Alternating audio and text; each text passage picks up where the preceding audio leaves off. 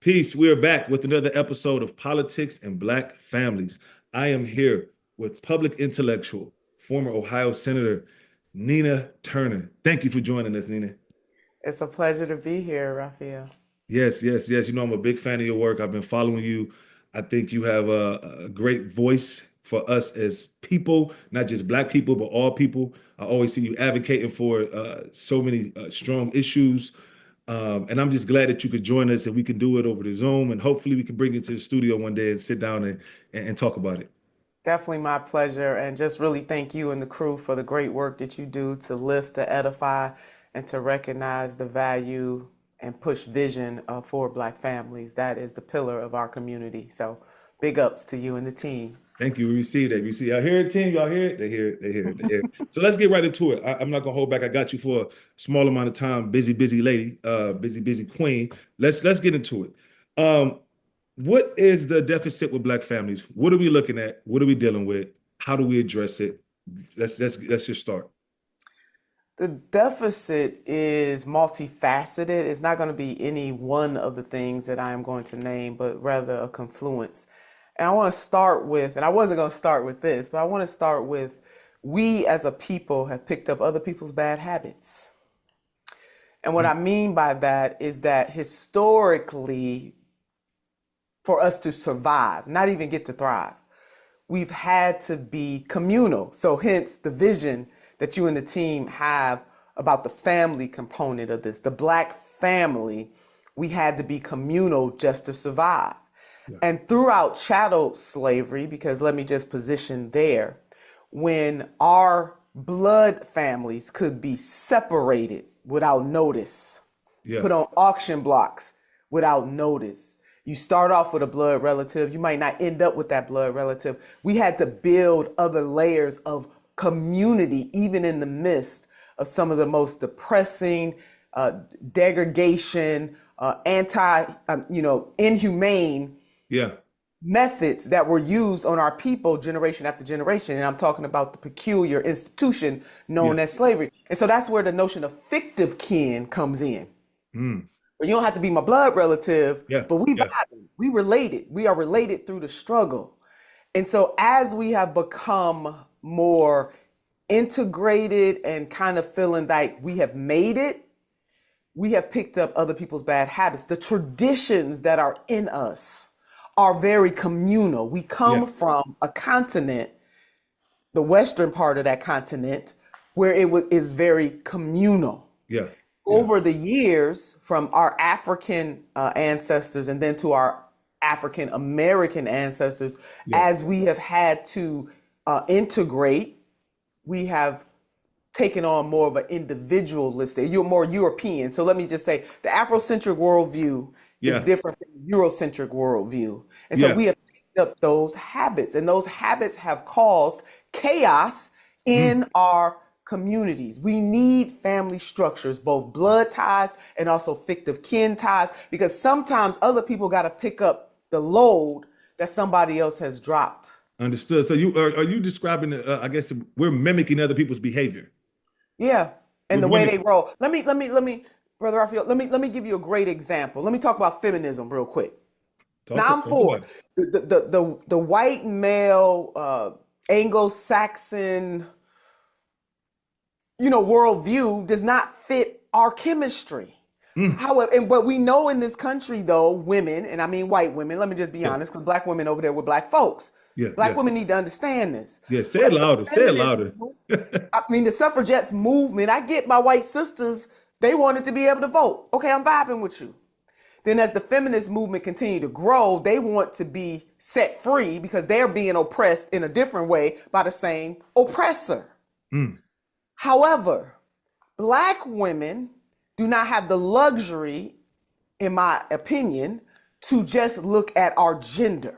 Yes, are we oppressed at times, even in our own communities, based on our gender? Yeah, because we're all socialized in the same American society. So unless we deconstruct our construction, we pick up other people's bad habits. Wow. So when Black women out there acting like we don't need our men, I got a problem with that. And that's why I love that Alice Walker, the whole notion of womanist, meaning I, as a black woman, even though I struggle based on gender and race, can never leave my husband, my lover, my uncle, my daddy, my granddaddy, or my sons Yeah, yeah, yeah, behind. yeah, yeah, yeah, That's what I mean by yeah. picking up other people's bad habits. Yeah, yeah, I get you. And I'm glad you brought that up because sometimes I'm conflicted, right? Like I see our sisters, and I say to myself, like I understood, like I was one of the guys from the inner city. Some of us didn't go to school. Some of us was neighborhood guys, and some of our sisters went off, got educated. They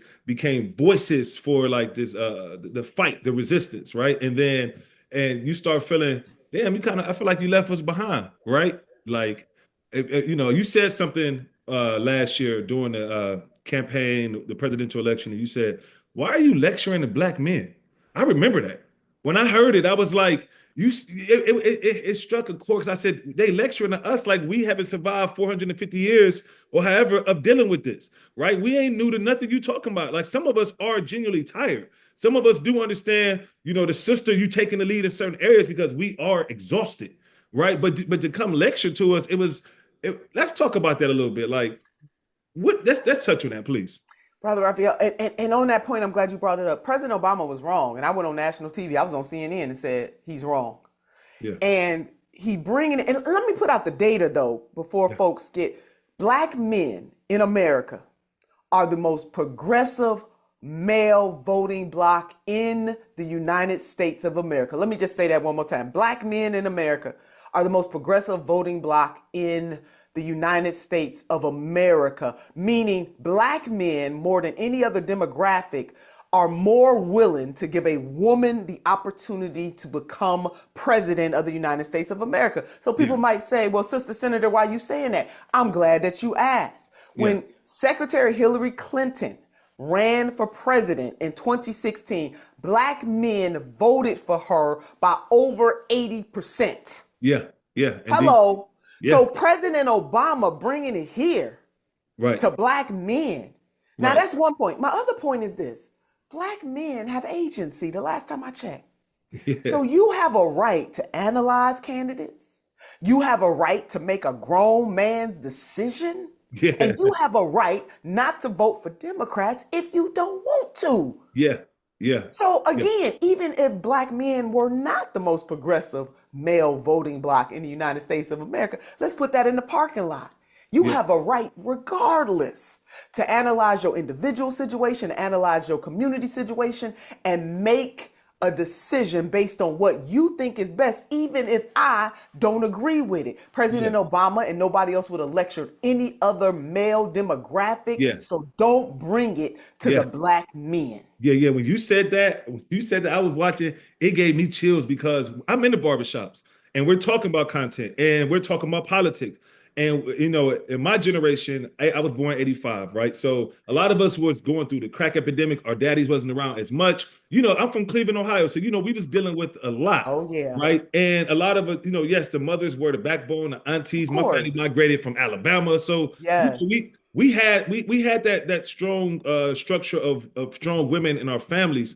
But the new generation, the brothers like myself and the ones that's like, okay, just because we come up this way don't mean we got to be this way, right? Come on. So I see brothers trying to be good guys, and when I say let's say good Americans, right? Let's say good stewards, let's good humanitarians, however you want to frame it, right? And sometimes the conversation I see is that, especially in the barbershop, there is a lot of black, I guess, conservative leaning ideas that people talk about, right? Like the trans issue was really big, right? And I didn't have the bandwidth or comprehension to explain it because I'm still understanding it, right? But a lot of brothers would be like, man, I'm not with the trend. This is how they would just say it, right? And they would say, this is my issue with the Democratic Party, right? They felt like they were putting certain groups of individuals before them.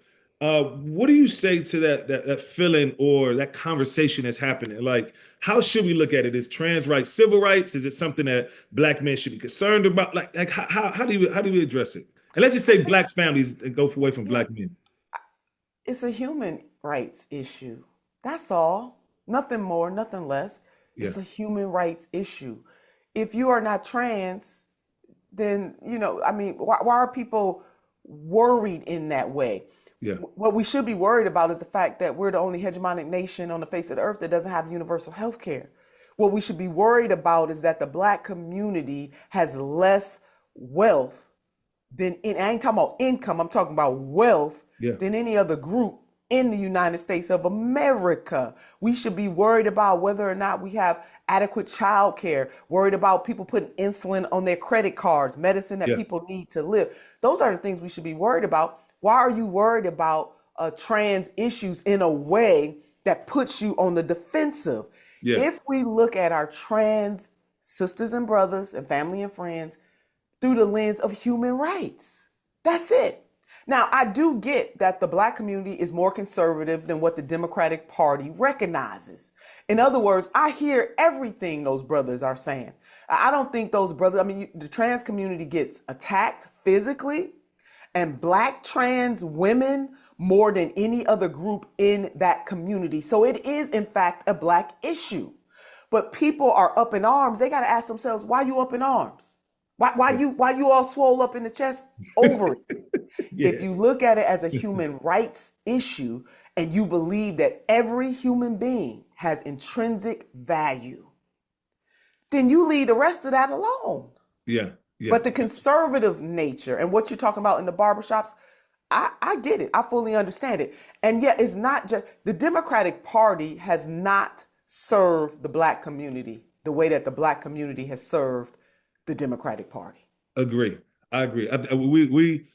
We talk about that often. You know, sometimes I get so fired up about it, right? Because sometimes it's easy to feel, though I'm very hopeful, and I'm very hopeful about the future of Black America and America and just humanity in general, right? Like I take the optimistic road, but when I look at some of the things that repeat in history, right? Like you made a comment and said, one in every two children are in poverty in Cleveland, Ohio.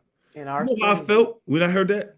I come up in East Cleveland, right? I come up in Section 8 housing. I come up where we used to eat at the corner church, and we walked to the corner. We had to eat church in the basement with the brown boxes, right? And Hello. when Mama first got her job at Cleveland Clinic, that was a big thing for us, right? So my mother worked hard, family worked hard, but when I hear that those issues are still there, almost 35 years later, I start thinking, well, is that do we feel hopeless? Is it, how do we turn it around? You know, how do we as a Black family turn it around where one and two are not affected by poverty in places like Cleveland? We should never feel hopeless. I often say hope is the motivator. You know, the dream is the driver. When humankind loses hope, then we lose our will to keep pressing forward to the high mark. So no, we never gonna be hopeless. We Yeah, have been here before yeah, as a people, both in this generation and generations that are in the ancestral plane, as a cultural dynamic, as a matter. And when I say culture, I want the folks who are joining us today to understand that culture is a shared way of life. Black people, Black American people in particular, have a shared experience, a shared way of life, a shared DNA, a shared generational footprint, if you will. And so, based on that and our history in this country, we've been here yeah, before. We should never allow any political party or any system. See, this is systemic. This yeah. is not the individual failings of Black people. This is a systemic failing Good of the point. United States of America that never intended for Black people to be walking free. Now Good that's point. real. Now Good folks point. might not want to hear that. People don't want to admit that. No, then you're going too far. Oh no, those are the realities. And we got it backed up. When you look at health outcomes, we have the worst of any other group. Yeah, Any other.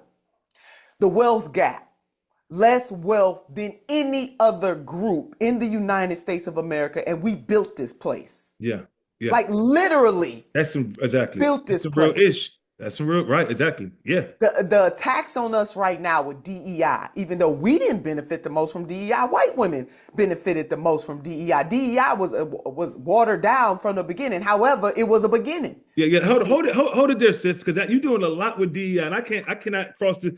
I don't mean to pause you, but please talk about what some of your initiatives are right now addressing the DEI. Because I've been seeing you online, I follow you, and I'm like, listen, sis ain't holding back right now. no, not.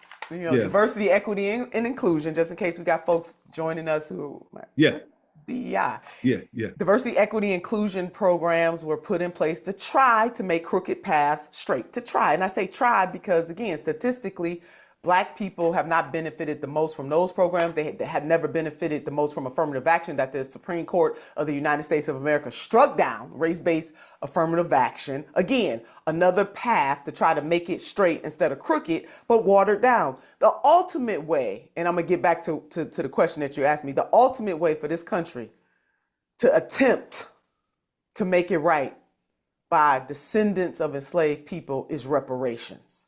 That is the only way that they can try to make it right. Because see, you can't really make it right when we got generations that were sold on the auction block. You can't really make it right when our ancestors were raped and pillaged. You really can't make that kind of stuff right when you stole from us our religion, our name, our everything about us, when you made us feel less than and subhuman. See, some things, Brother Rafielle, you can't really fix. yeah.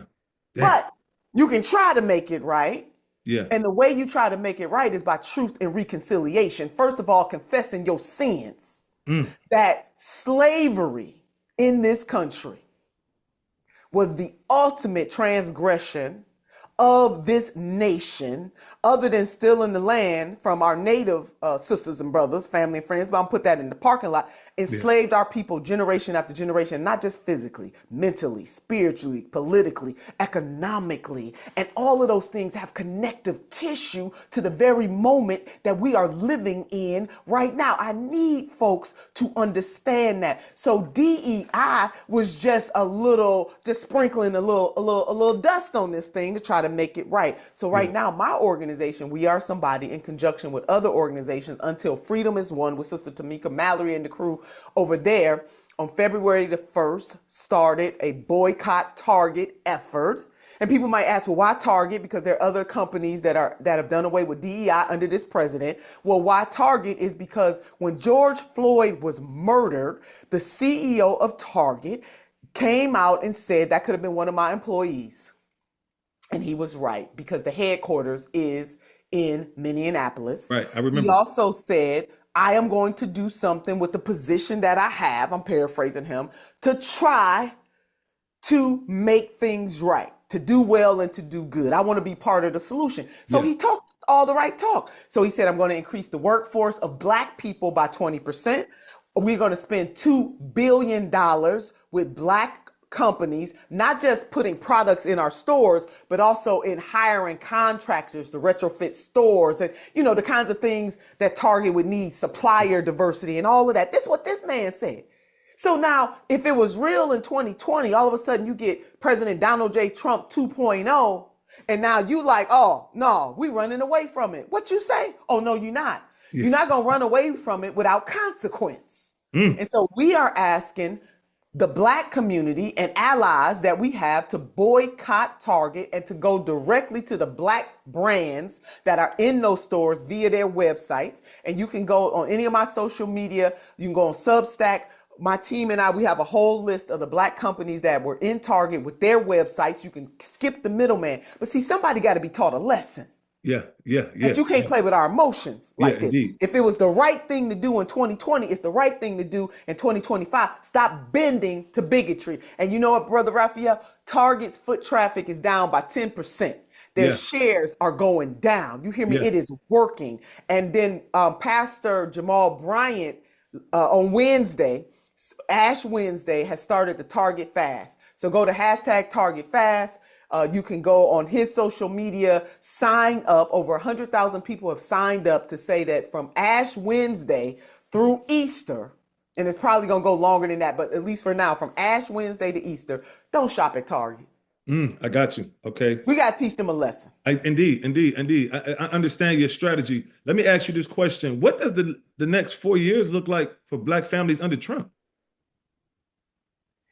I mean, the next 4 years look like it's been looking for us. We've been here before.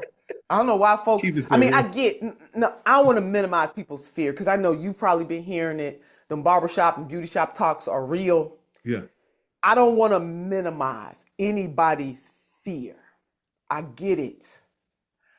I do, however, want Black people to take stock of our positioning in this country and our positioning in the universe at some point, whether it's us physically in this generation or generations gone by. We have been here before. And what I mean by that, that we are in a system that never has seen our humanity, that has always been willing to sacrifice us for the gain of others. We know what it means to struggle, to try to make $1 out of 15 cents, to have rent parties. Before Yeah. we were born, Yeah. people were having rent parties Fried in the fish hood. parties and all that. Hey, because we're going to help each other out. We are Yeah. just going to have to go back to those types of things, even as we continue to fight the system. True liberation for any group of people, any marginalized group, any working class group from all backgrounds starts with Black liberation. So what I'm saying to the Black family, we have been here before. There have been other iterations of President Donald J. Trump. He ain't the first. He's not the last. The first 10 or 12 presidents actually owned slaves. Hello, somebody. Okay. So we have more at our disposal than our ancestors had. Now, that don't make our suffering any less. It's different than theirs. Yeah. But baby, the type of suffering under being enslaved, Yeah. oh baby, that's a whole nother issue. So they didn't survive for us to cave. Yeah, yeah. I see a lot of people that try to reduce that narrative that we know, right? Like slavery, chattel slavery, and I'm talking about coming off the boats in 16 Jamestown. You talk about and I said, how do you 1619. reduce that kind of sweat equity, that kind of pain, to where, again, sometimes conflicted. I think other groups have benefited off of our investment into this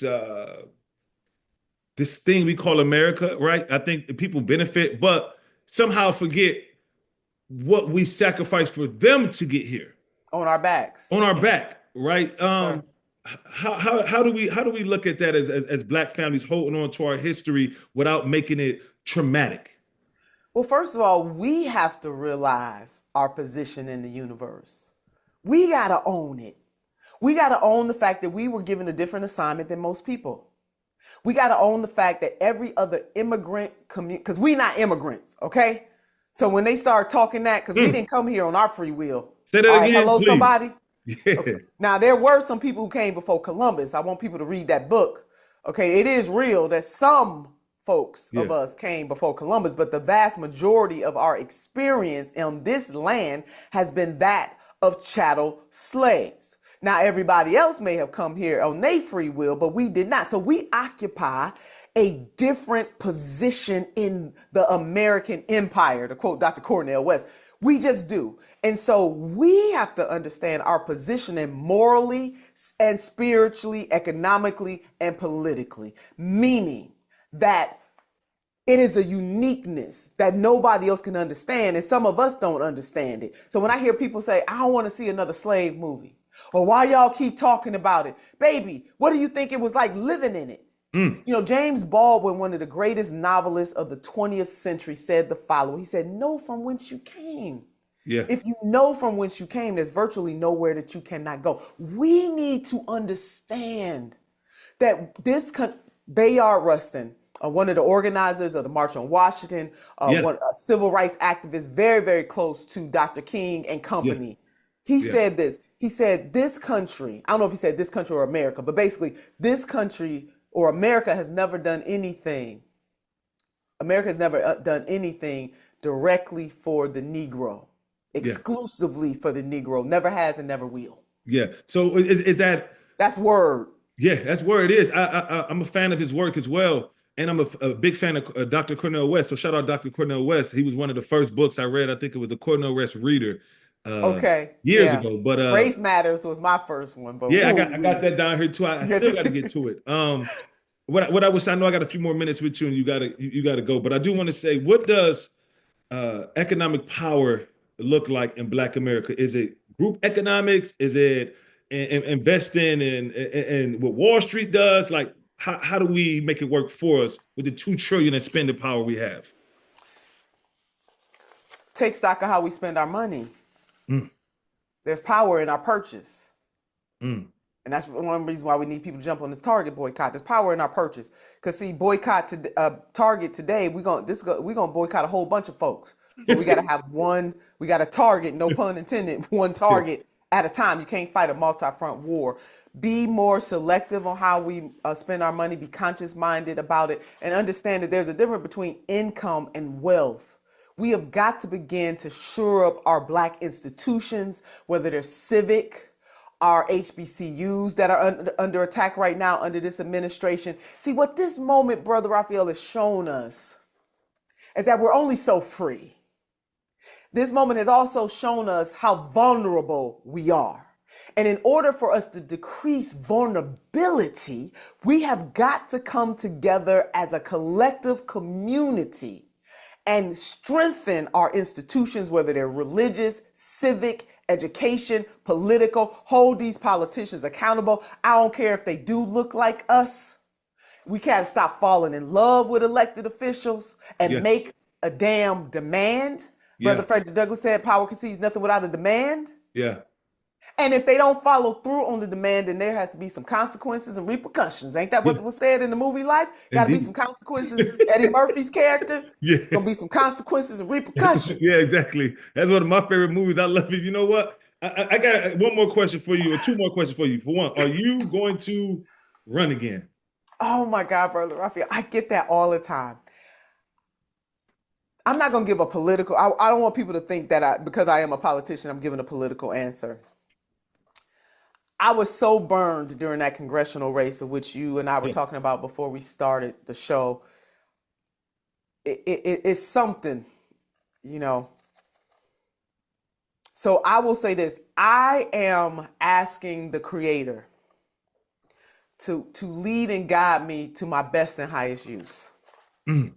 I get So you. if my best and highest use is running again, I will run again. I will never, ever take that off the table because what I have learned from Senator Bernie Sanders, President Biden, President Trump, all these folks, that hell, I wake up at 70, 80 years old and decide to run for president. So I will never take that off Indeed. the table. Indeed. And we can use your voice. I think you are one of the one of the best and will become one of the greatest political voices, if not intellectual voice. Seriously, Cleveland Thank got something in the you. water. I know that. Right. When I found out, I said, I knew it. I knew it. I knew it. I knew it. I knew it. I knew it. And my last question for you is, and then I want you to tell the folks watching, how do you plan on leaving the world better than you found it? And how can they find you online and follow what you have going on? But I want to ask you, Okay. where did the Democratic Party fail? And are we looking at a new Republican Party, or is the same old tricks that we've always seen? It's the same old tricks. I mean, I can answer that one very quickly. The same old tricks. I mean, the Dixiecrats, who were Southern Democrats, the GOP of today are nothing more than those Dixiecrats. Both Minister Malcolm X and the Reverend Dr. Martin Luther King Jr. warned us about the political parties. You know, Brother Raphael, I'm thinking about the speech that Minister Malcolm X gave in, I believe it was in 1964 in Detroit, Michigan. The title of it is The Ballad of the Bullet. Baby, listen, Black families, go and listen to that. And Minister Malcolm laid it out. He really critiqued the Democratic Party in a way where it needed to be critiqued, basically saying, you put them first and they put you last. Nothing has changed. Yeah. We are the backbone of the Democratic Party. We, more than any other group, vote for them overwhelmingly. Yet, when they control both chambers during the first 2 years of the Biden administration, they couldn't pass the George Floyd Policing and Justice Act. They couldn't pass the John Lewis Voting Rights Act. They couldn't increase the federal minimum wage, you know, and on and on and on. Yeah. So we put them first, they put us last. Minister Malcolm X said that then, and it is true today. And he basically said the Republican Party is not much better. He said it is the difference between the fox and the wolf. But the wolf lets you know up front how he rolling. That's Donald J. Trump. Yeah. The fox pretends they're sly. But ultimately, as Minister Malcolm X said, they both want the lamb chop. Damn. Black people got to stop being the lambs. That's the All Ballad right? of the Bullet right there. Hey, I gotta look that one up. Oh, that's cold right there. yeah, that's in the speech. I'm not doing it any justice. Please, please, Yeah. please, people, go and listen to that. So the Democratic Party failed in that it did not use power fiercely. Now, I got a problem with the way Donald J. Trump is rolling. But what I do understand that this man understands how to use power. He said, I ain't waiting for the Congress. I'm just going to executive order this thing.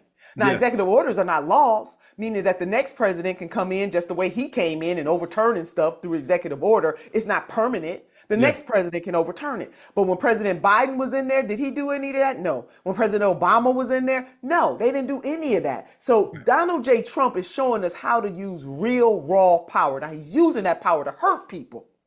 Is what he's doing. The average everyday American is going to be hurt, and black people extra hurt because of our positioning in this country economically, socially, and politically, which is why, again, we have to draw inward now more than ever. We got to take it back to our roots. But imagine if the Democratic Party had said, you know what? We know how to make America great. Universal health care. We know how to make America great. Universal child care. We know how to make America great. We're going to stare these pharmaceutical companies in the eye and say, no more will you charge the United States of America more than you charge our sisters and brothers in Canada or in any, I'm just using Canada as an example, or any other industrialized nation. What you ain't going to do. yeah. Well, instead of blocking candidates who were going against him. That's it. Bernie and Jill and everybody else. That part. I remember that too. And I remember that I was like, I mean, I'm being honest, and I know a lot of my friends who are hardcore Democrats go like, "What, Phil? Why did you say that?" Well, because I remember, I'm like, Bernie actually beat Hillary. Anyhow, he did. I remember it was some blocking going on. They put their bodies on the scale. They did. Oh, absolutely. I was inside both of those campaigns. In 2016, I was a national surrogate. And in 2020, I was a national co-chair. So I ain't telling you what I think. I'm telling you what I know. I was in meetings before the meeting, before the meeting. See, if you ain't in the meeting before the meeting, before the meeting, you really ain't in the meeting. You ain't in the meeting. Yeah, yeah. but I do, you know, I hope springs eternal, just like you said. I am cognizant of what is happening in real time. I am cognizant that our people are going to be hurt in deeper ways, and then other working class people by extension. But I am also cognizant that we come from a people that said, I will not continue to be enslaved. That we come from a people that even under neo-slavery, which was Jim Crow and black codes, and after the Reconstruction and all the things that they continue to push anyhow. Those are the people that we come from. Yeah. So we have been here before, we have triumphed then, and we will triumph yet again. And you know what? Not only are black people and black families and black communities dependent on the moral consciousness, the moral vibe, the moral culture, the moral DNA, the liberation call of black people, other folks need us to continue to fight for liberation too, because when black people are liberated, baby, everybody. Say it loud. I'm black and I'm proud. Yeah. Say it loud. I'm black and I'm proud. Hey, please leave the world with how you will leave it better than you found it. And we're gonna wrap this up, and please drop your links so they can know where to find you. You know, I want people to be able to say, I fought like hell for them.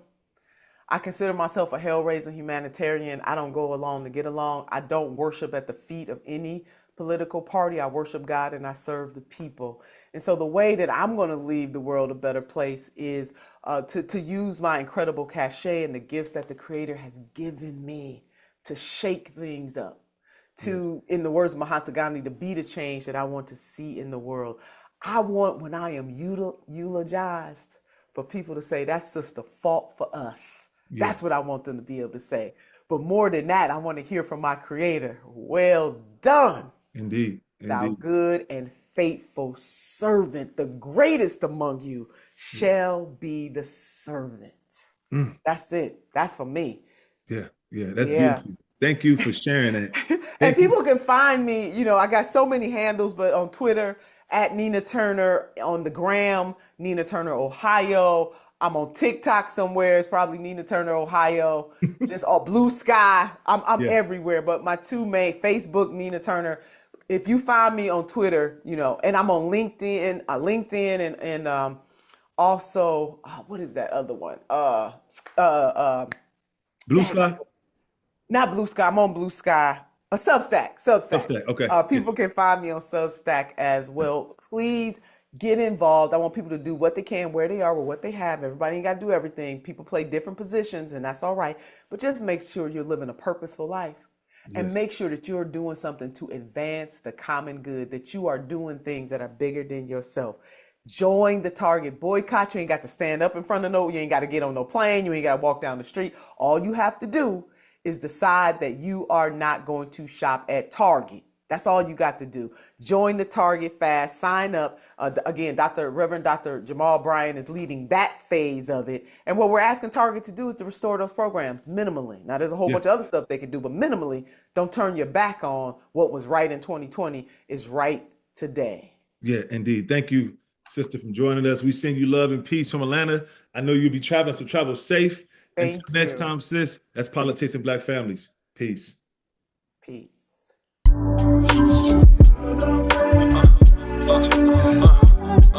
Check this shit.